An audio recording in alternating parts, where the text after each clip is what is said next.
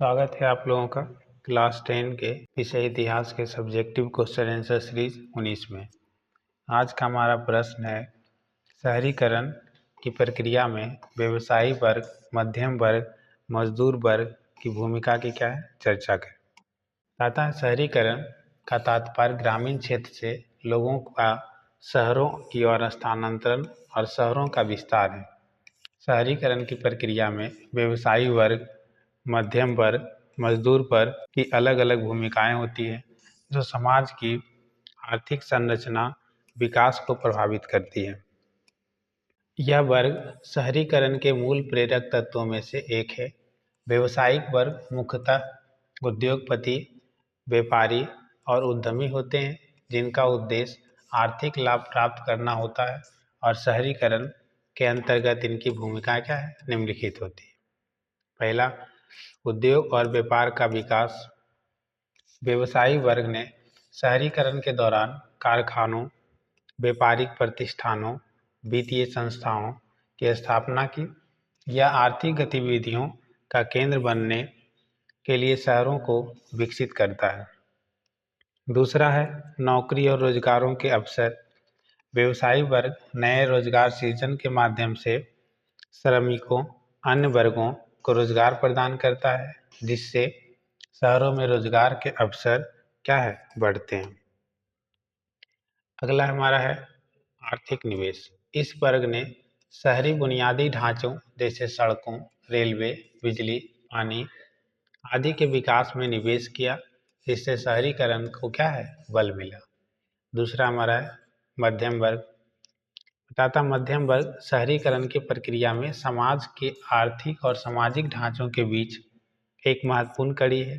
इसमें पेशेवर, सरकारी कर्मचारी, शिक्षक, डॉक्टर, वकील और छोटे व्यापारी शामिल होते हैं। इनकी भूमिकाएं इस प्रकार है।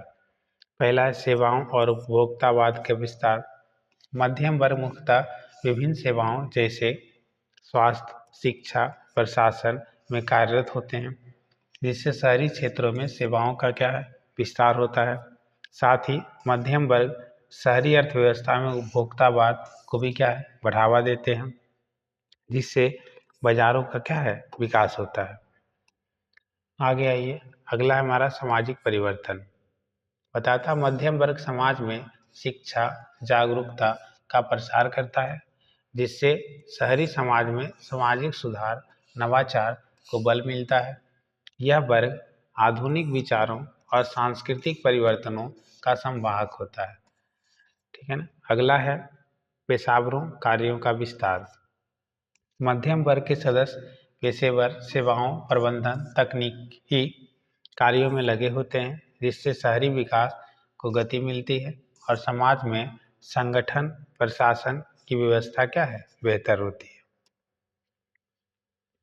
अगला है मजदूर वर्ग। मजदूर वर्ग शहरीकरण की प्रक्रिया में महत्वपूर्ण श्रमिक शक्ति प्रदान करता है।